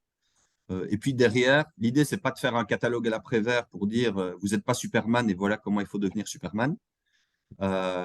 C'est plutôt d'essayer d'identifier ensuite des protocoles d'action, des expériences à vivre, euh, soit individuelle, soit collective, soit introspective ou soit plus extravertie, qui vous permettent de travailler ces sujets et qui vous permettent progressivement de glisser d'une posture qui va rendre le régénératif extrêmement complexe, voire impossible, à une posture qui va commencer à favoriser l'émergence. Voilà un peu comment on a réfléchi en grande trame. Voilà, je te laisse, D'accord. Christian, je te laisse réagir. Alors, bon, fondamentalement, je suis mal à l'aise avec ça. C'est ma culture. Bon, c'est quand même du théorie U, revisité ou mise à jour réappropriée. J'ai compris ça, non? Oui, c'est ça. Ouais. Euh, comment dire? Ce que fait Art Institute ou je sais pas quoi, là, c'est ça aussi? Ils sont sur les mêmes. Je sais pas si je sais plus, Art Leadership, je sais pas Le quoi Earth là. Leadership Institute, écoute, je sais pas trop. D'accord. Alors, je suis, je suis d'accord. Enfin, je veux dire, je prends tous tes items, je suis d'accord. Bon, mais j'en vois pas la consistance. Voilà. Qu'est-ce qui fait que ça tient ensemble? Je vois pas ce qui fait tenir le truc. Bon, j'aime bien ce que tu dis, hein, Christophe, hein, ce que tu viens de dire à la fin, là, si moi en tant que vivant ça bloque, comment je vais pouvoir, d'accord, hein, ça j'aime bien. Je pense qu'il faut vraiment clarifier la nature du lien entre des travaux sur des modèles économiques, des modèles d'affaires et ça. Faut être super bon sur la transition, hein, parce que ça peut donner, enfin, ça peut donner l'impression de partir en cacahuète sur la fin, hein, avec du theory view. Bon, bon, moi ça ne me va pas. Bon, voilà, c'est pas sérieux pour moi, voilà. Alors, mais c'est pas que je suis pas d'accord, quoi. Non, mais c'est ma culture peut-être aussi. Bon, je repartirai peut-être de Kurt Lewin parce que quand même, il y a quand même des choses sur la recherche-action. Là, on s'inscrit dans une recherche-action et là, qu'est-ce qui s'est passé de Kurt Lewin à Otto, là? Je sais plus comment il s'appelle. Bon, voilà, Chalmers. je suis. Non, en fait, j'ai aussi une réticence, c'est que c'est le bullshit des trucs leadership que je vois depuis des 20 ans, là, qui ne mènent à rien, à part à faire des séances intéressantes, mais pour moi, c'est pas sérieux, voilà. Pour moi, c'est pas. Donc, j'ai beaucoup de réserves, voilà. Et pourtant, je prends tous tes points, si tu les reprends, là, les 10, oui, je suis d'accord, mais bon, so what, quoi. Donc voilà, ça m'a fait. Je suis pas affecté. Pourtant, c'est un sujet qui doit être, qui repose sur des questions d'affect, mais je suis pas affecté. Je dis pas que c'est pas intéressant, mais moi, voilà, c'est de la dynamite que je manipulerai avec d'extrême précaution. Pour moi, ça peut décrédibiliser tout le travail qui est fait par ailleurs. Voilà, c'est le risque. D'où le fait que d'insister à la fois sur le lien, comment on y vient à ça. Je pense que ce que tu as dit était juste, Christophe. Il faut peut-être prendre un peu plus de précautions pour bien verrouiller le lien. Bon, moi, je voudrais donner un peu mon sentiment, hein, quand j'ai parlé au début de culture de la culpabilité, culture de la honte. Je prends un dirigeant, je lui mets une poubelle qui déborde et je lui dis, qu'est-ce que tu ressens, la culpabilité ou de la honte? C'est pas la même chose. À partir de ces affects, voilà, je peux aller sur ces terrains-là, mais je n'y vais pas du tout en utilisant de la théorie U. Là, voilà. Donc j'ai beaucoup de réserves, mais je suis pas forcément une référence sur le sujet, donc à prendre avec précaution, quoi. Ouais. Nous, ce qu'on a noté, c'est quand même que pour faire bouger les gens et notamment en fait sur leur modèle éco et que voilà, on a besoin en fait de les toucher aussi sur la partie émotive émotion pardon comme tu le dis en fait là Christian peut-être qu'effectivement enfin nous on a peut-être d'autres choses à aller travailler là-dessus. Mais c'est un moteur, en fait, même quand on intervient, quand on fait des interventions, on sent que c'est un vrai moteur. Euh, et inversement, quand on a, enfin, Christophe encore plus que moi, mais quand on a travaillé avec des dirigeants sur le changement de modèle économique, quand en fait il n'y a pas ce travail qui a été fait, c'est beaucoup plus compliqué. Ça ne veut pas dire que ça peut pas se faire, mais c'est beaucoup, beaucoup, beaucoup plus compliqué. Donc l'objectif, c'est effectivement, et comme tu le dis, c'est de faire les liens.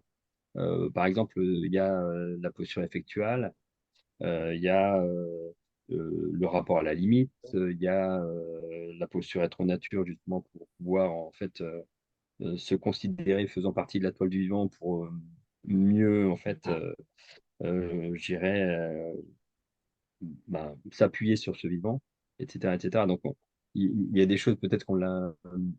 Enfin, la façon dont on l'a présenté, elle est un peu théorique, mais la façon de le vivre et de le faire vivre est beaucoup plus pragmatique, quoi. Et en Ouais, lien ouais. avec le modèle. Mais peut-être que effectivement là, la façon un peu froide. Et puis en plus, c'est pas moi qui suis le spécialiste, c'est Romain. En tout cas, nous, on sent, on sent des dynamiques, en fait, quand on passe par là, on sent de réelles dynamiques, quoi. Ouais, non, mais je sais ce que c'est, hein. Moi, j'ai des gens chez moi qui font des théories U, je publie même des bouquins là-dessus. Mais c'est des gens qui très rapidement s'enferment, y compris avec leurs clients, et ça ne. Voilà, ça a toujours été là, il y a toujours des. Voilà, mais je pense que ça. Voilà, c'est tous les trucs de leadership, quoi. Qu'est-ce C'est pas sérieux pour moi. qu'est-ce que Alors, il y a quelque chose de vrai derrière, il y a quelque chose de vrai derrière, mais dans la manière dont c'est appréhendé, je trouve que c'est pas bon, quoi. Bon. Alors, je dis pas ça en particulier, j'ai pas assisté à une formation à 2 jours, je connais pas. Romain, vous dites qu'il s'appelle celui qui était venu là, une fois que j'avais vu à l'écran, c'est ça? Oui, c'est ça. Oui, oui, Romain Cristofini. Bon, je sais pas. Je sais pas. Et pour Mais toi, je suis pas. qu'est-ce qui rend l'édifice non consistant, en fait? C'est quand tu dis les choses ne se tiennent pas, tu vois, pour que je comprenne un peu mieux les points Qu'est-ce qui d'appui fait sur le lien lesquels il entre faut. tout? Je prends tous les bullet points. Si tu reviens en arrière, je te dis, voilà, quand tu es arrivé au 10, là, voilà, ben voilà, je suis d'accord avec tout, le 1, le 5, ok, d'accord, ouais, mais bon, j'arrive au 8, j'ai oublié le 6, pourquoi, dans quel ordre, c'est des vérités, c'est pourquoi il y en a un qui est en 8e position et qui n'est pas en première position, quel est l'ordre, qu'est-ce qui fait que ça tient ensemble, je suis d'accord avec tout, mais une fois que j'ai entendu ça, je passe à autre chose, quoi. J'ai oublié, je sais pas comment faire, quoi. Donc c'est des alignements de vérité qui ne disent rien, j'enfonce des portes ouvertes, quoi. Donc apprendre à décider au service de la vie des générations futures, ok, amen, envoie le catéchisme, je suis d'accord, mais bon, c'est pas sérieux, quoi. Enfin, je vois pas où je vais, quoi. Là, je suis assez, et je suis chat échaudé à craindre l'eau froide, hein. J'en ai vu des tonnes de trucs leadership à 2 balles, donc j'ai une méfiance qui est peut-être exacerbée, peut-être trop exacerbée, hein, je dis pas, mais Ok. moi je découvre votre recherche-action Lumia, je vois le premier volet, le deuxième volet, je me dis, oula, c'est encore un truc de consultants en marge qui se sont réfugiés dans le secteur leadership pour faire des séances de coaching aux dirigeants, mais ça va pas plus loin, quoi. Et pour moi, c'est plus l'ambition des modèles d'affaires régénératifs, quoi. Voilà. Donc, ça peut pour moi desservir l'ambition globale de la recherche-action. Voilà. Et surtout que là-dedans, qu'est-ce qu'il va y avoir en termes de recherche-action? Parce que, bon, si c'est faire des ateliers, je vois plus trop l'hypothèse et les démarches de recherche-action. C'est pour ça que tout à l'heure, je parlais de Kurt Lewin, quoi. Bon, voilà. Mais Hmm. peut-être que je suis dur, hein. Je me Non, permets non, parce qu'on écoute, est tous les trois. Je sais que c'est enregistré, les autres le verront, mais ils ont probablement des avis beaucoup plus enthousiasmés, enthousiasmants, parce qu'ils ont vécu des choses que j'ai pas vécues. Mais peut-être que j'ai vécu moi trop de choses. Voilà, je suis, ouais, je moi, suis, je prends tes points en tout cas et je les. Enfin, pour moi, ça doit nous amener à réfléchir. Et je pense que ce que tu viens de dire à la fin, pour moi, est absolument fondamental. C'est comment on accroche des protocoles de recherche-action derrière la question du leadership ou du travail de, de, de, de remise en circulation de la dynamique du vivant. Euh, et je pense qu'il y a. En fait, ce qui, qui effectivement me semble manquer de consistance quand je t'entends, ça donne un peu l'impression de la liste à l'après-vert, quoi. On a une liste d'aptitudes qui doit être rencontrée euh, et, euh, et je pense qu'il faut mieux chaîner ça. Tu vois, moi, par exemple, je fais un lien direct entre les différents sujets et le chaînage avec les principes régénératifs et ce que ça présuppose en tant que mouvement intérieur, mais c'est pas explicite.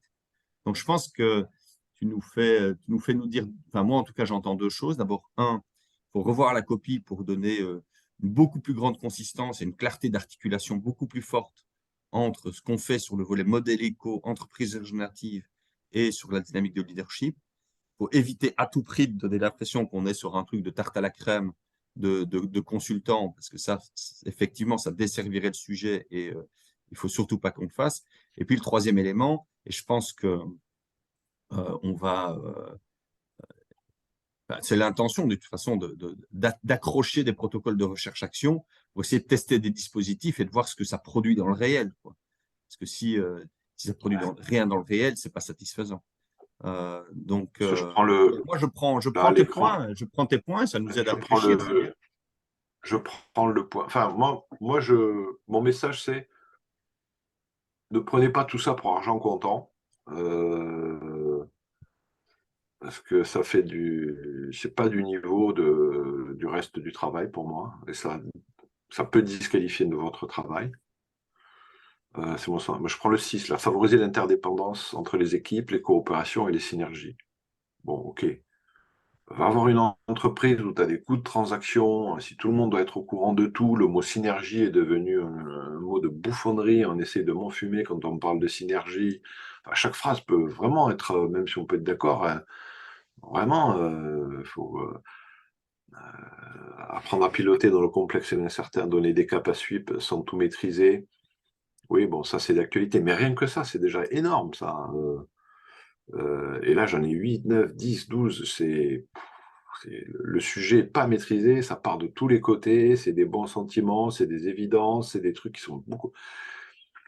C'est pour ça que j'ai dit que ça n'a pas de consistance au sens où quelque chose qui consiste, ça tient, quoi, tu vois. Là, voilà, c'est des avalanches, des bullet points, et je trouve que ça n'a pas de consistance, quoi, voilà. Eh ben, écoute, on prend et merci pour ton retour. Ça nous oblige à Alors, pousser le cran et c'est bien. j'aide pas beaucoup, mais bon,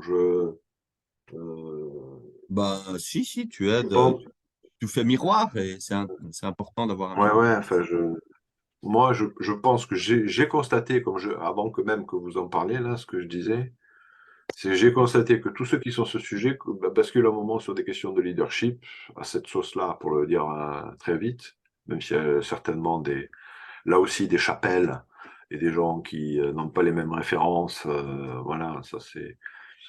Et ce qui ressort, et sur l'intention, je suis d'accord qu'il y a quelque chose là, mais la manière dont c'est préempté par des trucs déjà sur étagère depuis 10, 20 ans, comme les théories U et autres, et tous les discours sur les leadership, pour moi, j'y vois une OPA de ceux qui sont sur le secteur du leadership à se repositionner sur un truc d'actualité, comme les travaux que vous faites. Je pense que ça ne nous sert pas, quoi, là. Sauf à faire des choix, vraiment, quoi, pour que ça tienne. Alors, je pense que vous êtes dans cette dynamique, et quand vous disiez à Romain, bah, vas-y, approprie-toi le truc et change-le. Enfin, voilà, il ne s'agit pas de faire du copier-coller d'une théorie américaine, bon, anglo-saxonne du MIT. Je crois que ça vient du MIT, ce truc-là, à la base. Ouais. Très bien. Mais il faudrait peut-être aller plus loin, quoi. Ouais, Voilà. tout à fait. Bah, tu sais, ça traduit aussi le fait que c'est, je veux dire, ça sort du four, tu vois, c'est vraiment pas du tout sec pour nous, tout ça. On commence, on commence Ouais. vraiment et mais vraiment, enfin, merci pour ton retour parce que il faut qu'on y mette autant de sérieux, voire même probablement plus en fait sur ces sujets-là, pour justement pas qu'ils donnent l'impression que c'est de la tarte à la crème, parce qu'on pense vraiment que il y a des choses absolument fondamentales qui se jouent là, ça on en est absolument convaincu, mais il faut qu'on le fasse d'une manière qui soit lisible, propre, articulée, opérationnelle. Et puis, Ouais. si toi, Christian, tu as cet avis-là, forcément, il y en a d'autres qui l'ont aussi. Donc, Oh, ouais, oui, mais enfin, bon, il y a de tout là-dedans, mais. ouais. Enfin. Et puis ça dépend qui tu vas voir. Je vais voir des gens que je connais un peu, voilà, je sens cet affect-là chez des clients ou dans un codir, je leur sors ça. Ils vont aimer, il n'y a aucun doute. Je peux te garantir que si je vais dans un COMEX du CAC 40, des animaux à sang-froid, je leur sors ce discours-là, mais je ressors tout de suite. Et le changement, il n'a pas eu lieu, hein. Donc, ok, tu vas aller sur des territoires, des PME, voilà, mais pour moi, c'est pas l'ambition des modèles d'affaires régénératifs, quoi, hein. Hmm. Ben écoute, merci pour ça. Je propose qu'on aille sur le cran d'après. Et clairement, Ouais. bah, ça veut dire que ça, il faut qu'on poursuive il faut qu'on crante de manière assez importante le travail. Bertrand, tu veux poursuivre ça? Oui, Ah, Bertrand, sachant que Bertrand, je l'ai scié, il va plus, il est mort là. non, Oh, non, non, non, je non, l'ai non, non, déprimé. non, non, non, pas du tout, pas du tout, pas du tout, au contraire, non, non, parce que non, non, enfin, tes interventions sont toujours les bienvenues et surtout, en fait, on écoute parce que justement, enfin, nous, on oriente nos travaux, mais il y a, enfin, on a besoin, en fait, justement, de ce retour. Donc, non, non, j'ai rien du tout, en fait, contre ça. Et puis, Ah, je rigole. en plus, là, c'est même pas mon travail. Donc, en fait, c'est même pas ça. Ah, Juste, en fait, tu te désolidarises. non, non, non, Non, non, non, non. non, non, non, non, pas du La, tout, pas, la figure du traître. non, non, non, Non, je pas rigole. du tout, au contraire, hein. Vas-y, Moi, vas-y. enfin, c'est ce que je t'ai dit, hein, euh, personnellement, enfin, moi, je suis, et ça fait très longtemps, justement, dans l'accompagnement des chefs d'entreprise, etc., alors, sûrement pas à l'échelle du CAC 40, c'est sûr, mais que ça, c'est un point, en fait, qui est incontournable, en fait, si on veut y arriver.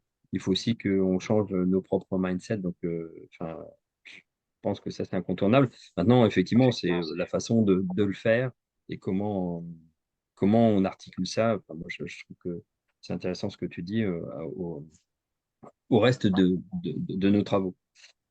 Juste pour aller sur la suite et puis passer rapidement, on avait dit, en fait, là, c'est pareil, hein, c'est juste une liste de pratiques écologiques sur lesquelles en fait, on a commencé à travailler. C'est pas encore complètement sec non plus, mais en fait, il y a quand même beaucoup de choses. Donc, on a des choses qui vont concerner en fait les processus industriels, hein. Quand on avait identifié les points d'entrée pour aller vers une économie régénérative, on avait dit qu'il y avait les processus. Donc, voilà, notamment la phytoépuration, la phytoremédiation. Il y a aussi en fait toute la partie bioindicateurs. Il y a des êtres vivants qui peuvent servir en fait d'indicateurs. Alors bon, dans la BD de Christophe, c'est les abeilles, mais on peut en avoir d'autres, par exemple les pieds de tabac pour certains polluants atmosphériques, etc., ou les lichens, ça peut être dans l'eau, ça peut être certaines espèces de crustacés ou de poissons, etc. Donc en fait, voilà, il y a aussi des possibilités en fait d'utiliser ces bioindicateurs. Tu peux passer aux autres. Sur l'aménagement du territoire, bon, il y a des choses enfin, qui sont déjà connues, utilisées. Voilà, donc, mais c'est plus de l'illustration, hein, c'est la désertification des sols pour le traitement de l'eau. C'est tout ce qui va concerner en fait, les jardins nourriciers, les jardins forêts. Tout ça, en fait, c'est lié, c'est lié plutôt en fait, à la permaculture, la plantation d'arbres en milieu urbain, les jardins de pluie, les jardins thérapeutiques, enfin voilà, en fait, pas mal finalement, en fait, de pratiques existantes et qui, effectivement, sont régénératives, soit pour l'humain, soit pour les sols, soit pour l'eau. Ensuite, il y a donc des éléments sur la construction.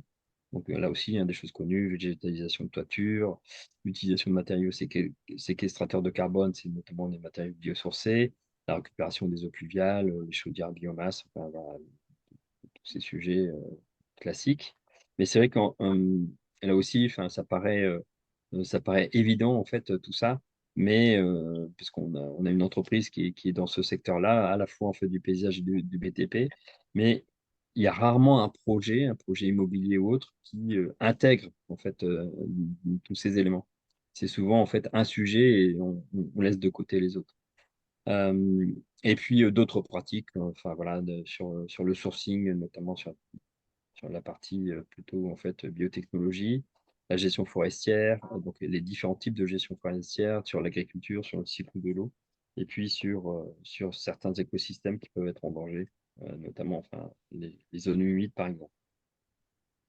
Donc ça, c'est un travail qu'on a déjà en fait engagé, à la fois pour définir les choses et puis pour illustrer finalement les points d'appui qui existent déjà sur lequel en fait on peut se dire qu'on on a déjà de la pratique et que ces pratiques, justement, elles sortent pas, en fait, c'est pas des choses forcément nouvelles, et que, par contre, on peut s'appuyer sur ces pratiques. Ouais. Voilà. Donc ça, Ici, ça pareil, sera. l'idée, c'est pas de faire un catalogue à la Prévert, mais c'est d'essayer de donner un peu des points d'appui. Alors, évidemment, là, on a commencé à le faire pour le volet régénération écologique. Il faut qu'on travaille, il faut qu'on réfléchisse au volet régénération sociale. L'idée, c'est pas de faire des grandes listes à la Prévert, des annuaires, des trucs où on en jette à la figure dans tous les sens, mais c'est plutôt de dire, voilà, concrètement, aujourd'hui, vous voulez mettre en œuvre un aménagement, vous voulez monter des écosystèmes coopératifs et vous reconnecter au vivant à travers ces écosystèmes. À la fois, un, quels sont les points d'appui, quels sont les points d'entrée, et deux, quelles sont les pratiques, une fois ces reconnexions opérées, quelles sont les pratiques qui peuvent être mises en œuvre dans une visée régénérative au niveau systémique. Euh, et, donc, l'idée, c'est de pouvoir donner un peu des outils spécifiques et concrets, en particulier pour les organisations qui sont en prise directe avec le vivant et qui ont à faire évoluer leur système de production et leurs pratiques vers des pratiques plus régénératives.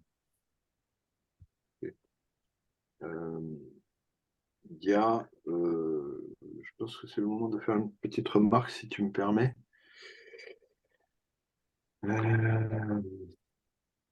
Il y a,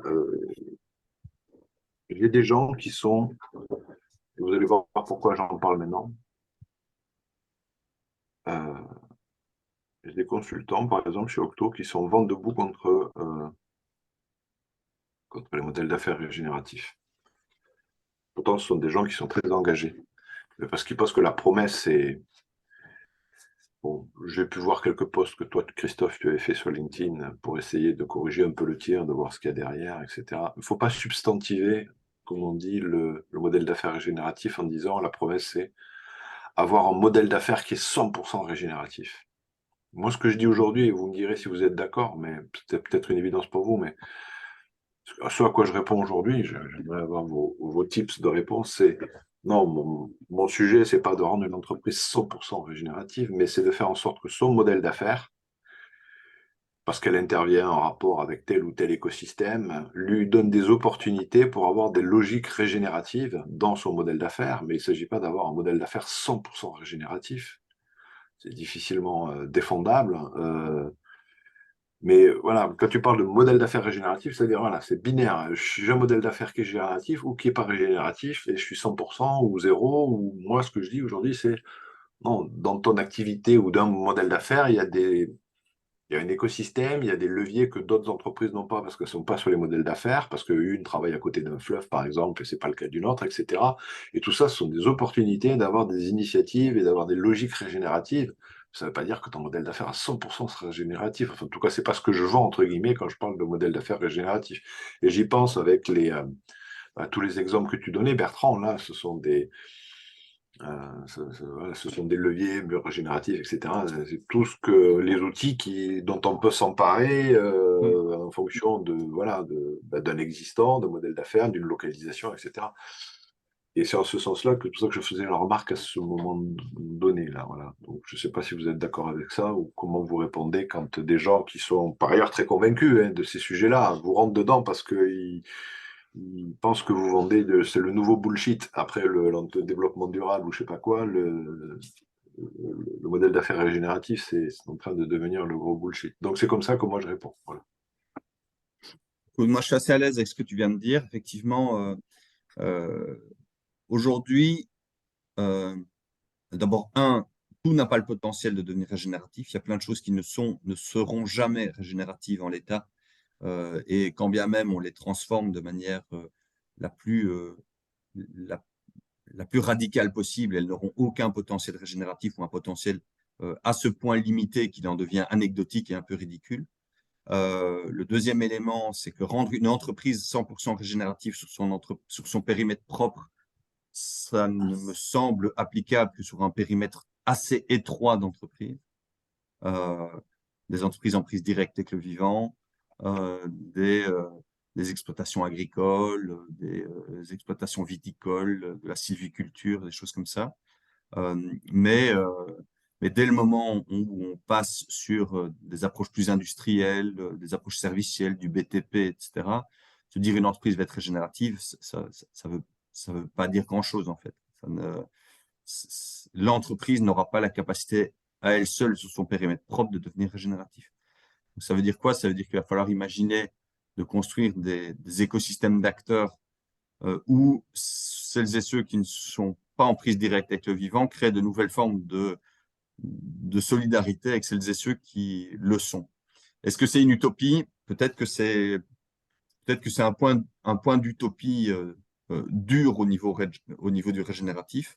Et deuxièmement, et moi, c'est une question que je n'ai pas encore résolue et c'est une question qui reste devant moi et qui, qui m'amène encore du doute, beaucoup. Enfin, je veux dire, je suis très, très habité par le doute. C'est est-ce qu'aujourd'hui, quel est le potentiel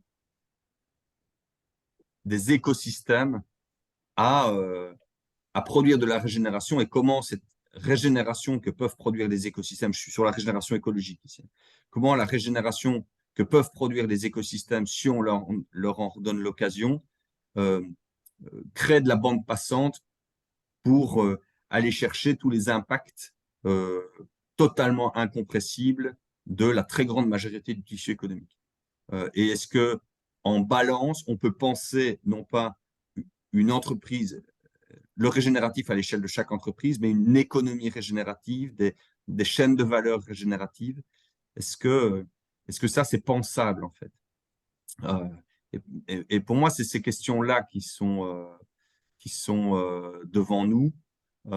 Mais clairement, aujourd'hui, affirmer l'idée qu'une entreprise peut être 100% régénérative, ça n'a pas de substance. Euh, et ça ne résiste pas à l'épreuve des faits. Dire qu'une technique peut être régénérative, une technologie peut être régénérative, ça n'a pas de substance. Euh, donc c'est un concept qu'il faut qu'on manie avec énormément de prudence. Et oui, je suis d'accord avec toi que le risque en manipulant ce concept et en l'accolant à toutes les réalités, comme peuvent le faire de plus en plus de gens, bah, ça en fera la tarte à la crème de demain. Si on ne lui met pas une, une rigueur conceptuelle forte et si on ne lui fait pas tenir des promesses intenables, clairement, ça va être demain du regen washing à fond les gaz. Donc, Et puis, je suis très en phase avec ça. on, Et, pardon, pardon. dernière chose, et moi, ce que j'aimerais faire aujourd'hui, c'est de commencer à essayer de travailler sur mais ça présupposerait qu'on soit beaucoup plus outillé sur les volets évaluatifs, mais c'est déjà de projeter le régénératif à l'échelle d'une chaîne de valeur qui prend naissance dans les écosystèmes. C'est-à-dire, est-ce qu'on arrive et quel serait le besoin de transformation de chaque maillon d'une chaîne de valeur? Est-ce qu'on arriverait à rendre, par exemple, une chaîne de valeur textile ou même une chaîne de valeur alimentaire? Est-ce qu'on arriverait à la rendre complètement régénérative à l'échelle de la chaîne de valeur quand on intègre tous les maillons et quel serait le niveau de transformation qui serait requis pour qu'elle le devienne? Est-ce que c'est possible en fait? Ou est-ce que c'est pas possible? Et j'aimerais vraiment qu'on se colle à cette question-là, mais méthodologiquement, c'est compliqué. Mais je pense que c'est une question qu'il va falloir qu'on adresse. Enfin, moi, en tout cas, j'ai à cœur d'adresser cette question-là. Et je ne sais pas si aujourd'hui c'est possible. Je ne sais pas. En complément de ce que tu as dit, Christophe, il y a une chose en fait qui vient compléter ça, c'est que nous, en fait, dans les études de cas qu'on vous avait présentées, on a fait aussi un travail sur les principes, par exemple, en fait, de l'économie régénérative et de l'entreprise régénérative. On s'aperçoit en fait que dans les 40 ou 50 cas qu'on a étudiés, il y a une seule en fait qui coche toutes les cases. Donc en fait, l'objectif, c'est pas de se dire que ben, elles sont pas régénératives parce qu'elles n'ont pas tout coché. Elles peuvent être régénératives si au moins en fait nous on a dans les principes on les a hiérarchisés. On considère qu'il y a quatre principaux objectifs. Ceux-là, il faut absolument en fait les avoir, voilà, être sûr que ces principes-là en fait ont été sont initiés.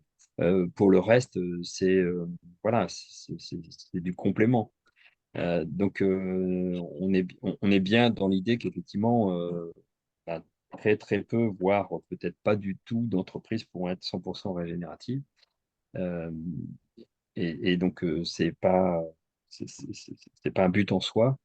Euh, et pour compléter, en fait, c'est ce que dit Christophe, on va démarrer justement avec une entreprise des travaux sur un produit textile, hein, pas sur la totalité d'une gamme, mais un produit textile et sur aussi des produits alimentaires. Donc, on va aller travailler sur ces chaînes. Je ne sais pas si on y arrivera, je ne sais pas, mais en tout cas, on va essayer de s'y coller aussi. Euh, pour essayer de regarder là où il y a des difficultés. Est-ce que c'est possible? Est-ce que c'est pas possible sur une chaîne complète d'être régénératif? Voilà, parce que là, enfin, si on reprend le cas Guayaki, on peut se dire que c'est le cas, mais c'est pas l'essentiel en fait des productions agricoles dans le monde et des produits alimentaires qu'on consomme ou des produits textiles qu'on consomme. Donc, et c'est un peu particulier parce qu'ils ont leur idée première, c'était quand même en fait de reforester et pas de produire du maté. Donc, Ok, merci. Je peux rester encore 5 minutes. Donc, à vous de voir comment vous voulez gérer ces 5 minutes.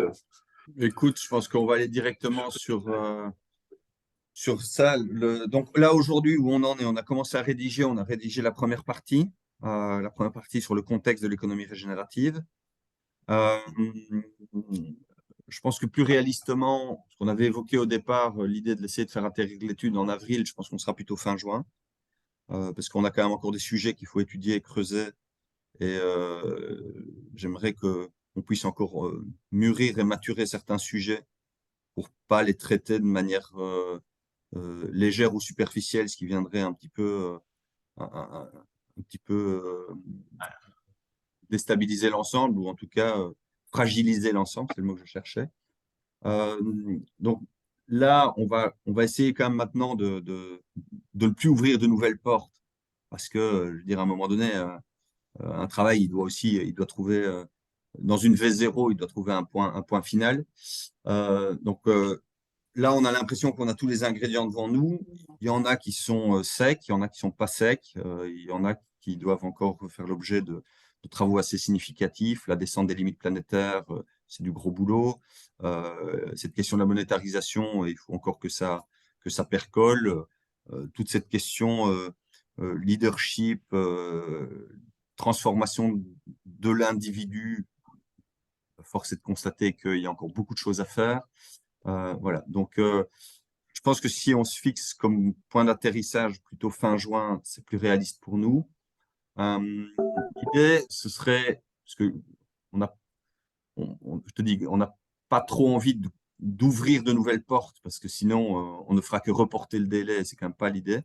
Donc, l'idée, ce serait de commencer maintenant, nous, à rentrer dans une phase de rédaction sur le reste et dans la phase de rédaction, ben, laisser en blanc ou en grisé ce qui doit encore être renforcé, de commencer à vous envoyer des choses à relire et d'imaginer des temps d'échange, alors soit en one-to-one, soit en séance plénière au niveau comité d'orientation, euh, mais sur base de documents que vous aurez transmis préalablement. Donc la proposition, c'est pas forcément de recaler une date là, parce qu'il n'y en a pas qui sont recalés, mais c'est plutôt maintenant de travailler sur base de production qu'on peut vous envoyer, à voir aussi comment vous souhaitez vous engager, et toi en particulier, comment tu souhaites t'engager dans la relecture. Est-ce que tu souhaites attendre quand même qu'il y ait des versions le plus abouties possible avant de donner un retour, ou est-ce qu'au contraire, tu dis, ben non, moi je trouve que c'est plutôt, même si pas complètement calé et stable, moi j'aime bien faire une première passe pour vous donner de l'input et pour vous permettre éventuellement d'infléchir certains points dans le cadre de la rédaction. Donc voilà, qu'on se coordonne et l'idée, ce serait maintenant de programmer des temps d'échange, pas forcément en plénière, pour avoir plutôt du feedback plus quali sur la nature des productions. D'accord. Ok. Et comment tu vas connaître les desiderata individuels des participants dans Ben, on va leur les manière recontacter, de faire? je vais les recontacter. D'accord. Ok. Bon, mais en tout cas, me proposant, moi, c'est un peu ce qui vous arrange, quoi. Donc, Je sais que quand tu écris que c'est pas sec, t'as pas forcément d'avoir quelqu'un comme moi qui regarde par-dessus ton épaule. Ça peut aussi t'intéresser. Donc c'est en fonction voilà, des auteurs que je m'aligne sur à quel Ok. moment ça leur semble judicieux. Voilà, comme j'ai l'habitude de relire des publications, puisque Octo est aussi une maison d'édition, donc je sais que accompagner des auteurs, voilà, c'est quand vous voulez en fait, quoi, quand ça vous arrange. Alors, si Super. vous me dites, vous m'envoyez 200 pages et que vous me dites réunion demain matin, ça va être difficile, mais il Ah, bien sûr. voilà. On laissera toujours un temps pour de enfin, on conviendra du timing ensemble. Voilà, donc tout ce qui peut vous aider, et au moment où ça peut vous aider, j'essaie d'être là, voilà. Super. Bon, toi, quel est ton sentiment là, parce qu'on a la chance d'avoir un peu ces apartés, quel est ton sentiment par rapport au travail qui est mené depuis le début là? Est-ce que tu as l'impression que ça avance dans des directions euh, intéressantes? Est-ce que tu sens que, bon, on va pas revenir sur ce que tu as dit sur le leadership, ça j'ai bien entendu. Mais voilà, quel est un peu Ouais, ton feeling à date? ouais, bah, je suis d'accord avec toi sur ce que tu disais. À un moment donné, il faut sortir quelque chose parce que sinon, ouvrir des portes, voilà, tu t'exposes à. Et comme c'est des sujets qui sont interconnectés, c'est très facile d'ouvrir des portes. Euh, c'est qui me disait ça là? C'était justement un de tes élèves, là, un certain Ludovic Cinquin, qui fait des séminaires chez toi là, en ce moment. Il me rappelait la phrase de Duke Ellington. I don't need time, I need deadlines. Donc, il faut se donner des deadlines et sortir quelque chose pour cranter, quoi. Et je pense que c'est voilà. Je suis bien Mm. d'accord avec ça. Ça veut dire que, voilà, il y a des concessions à faire, il y a des compromis, on peut pas tout dire, il faut faire des choix, mais c'est ça, important compromis, c'est un mot magique, hein. C'est pas de la compromission. Voilà, il faut atterrir, quoi, voilà. Donc je pense que c'est important d'atterrir et comme tu le dis, de dire à tout le monde, voilà, maintenant on commence la descente, on atterrit et on doit ficeler le truc. Et il y a des trucs, s'ils sont pas bien ficelés, ils seront pas sur la photo. S'ils sont ficelés partiellement, ben, c'est ce qu'on aura ficelé. Mais je pense que l'enjeu pour moi, pour réutiliser ce vocabulaire, c'est que le truc est de la consistance, quoi. Ça tienne. Ouais, tout à fait. Euh, donc s'il y a des trucs qui tiennent pas, ça sort, quoi, hein, ou ça sera vu plus tard, ou ça sera une évolution, mais pour produire quelque chose comme un livre ou un rapport, ou je sais pas sous quelle forme d'ailleurs. C'est quoi la publication? C'est une publication numérique? C'est une publication sur un livre? Tu vas avoir un éditeur? Comment tu vois les choses? Bon, écoute, au départ, ce sera une publication qui sera, je pense on imprimera des exemplaires. Ce sera un rapport, tu vois, un peu à l'image du rapport profil. Ouais, Euh, ok. et puis, euh, et puis sur base des retours qui seront faits, sur base de la manière dont euh, tout est bien calé, etc., on envisagera éventuellement une publication qu'on soumettra à des éditeurs. Mais on va pas mettre Ouais. directement la boucle éditoriale dans le circuit parce que ça, sinon, les pas de temps, ils explosent, quoi. Ouais, je suis pas sûr, hein. Tu sais, aujourd'hui, les éditeurs, ils foutent plus rien, hein. Tu leur envoies un document qui est finalisé, ils te le publient, hein. De toute façon, c'est pas eux qui vont te relire, ils relisent plus, ils font plus rien, hein. Donc, Hmm, s'ils pensent qu'il y a un coût éditorial et que le truc est à peu près sérieux, ah ouais, c'est ça. euh, Bah, ça, c'est très facile. on verra un peu en fonction de vos retours, etc. Dans tous les cas, en tout cas ici, on va faire un rapport d'études. Le rapport d'études, on l'imprimera de manière à ce que vous puissiez en disposer et le valoriser comme vous le souhaitez en interne et ou en externe. On le rendra probablement disponible en format numérique. Et puis derrière, effectivement, peut-être qu'on le retravaillera pour le proposer à une maison d'édition. Ou on le proposera en l'état. On verra. Ouais, bon, une maison d'édition, elle va te dire, bon, il y a déjà un rapport qui a été sorti, ça m'intéresse pas, je veux la primeur, et puis voilà. Mhm. Bon, enfin bon. En tout cas, merci pour ce travail, voilà. Bah, merci à Quoi. toi pour tes Merci, feedbacks. Ça merci nous est Stéphanie. précieux. Tu as un regard aiguisé et c'est riche avec Avec grand, toi, les échanges. avec grand plaisir. Allez, ben, bonne fin de matinée, et puis vous envoyez les diapos, c'est ça, hein, Oui, oui, bien Oui, sûr. On fera un compte rendu très et on bien. envoie les diapos. Tout à fait. Ça m'intéresse parce que je fais aussi des comptes rendus en interne et si je n'ai pas les supports, ça me prend plus de temps. Merci beaucoup. Non, non, on t'envoie tout ça, on t'envoie le compte rendu comme d'habitude. À bientôt, Ok, Christian. bonne fin de À journée. bientôt. Merci à vous Merci deux. toi Au aussi. revoir. Merci, Christian. Salut.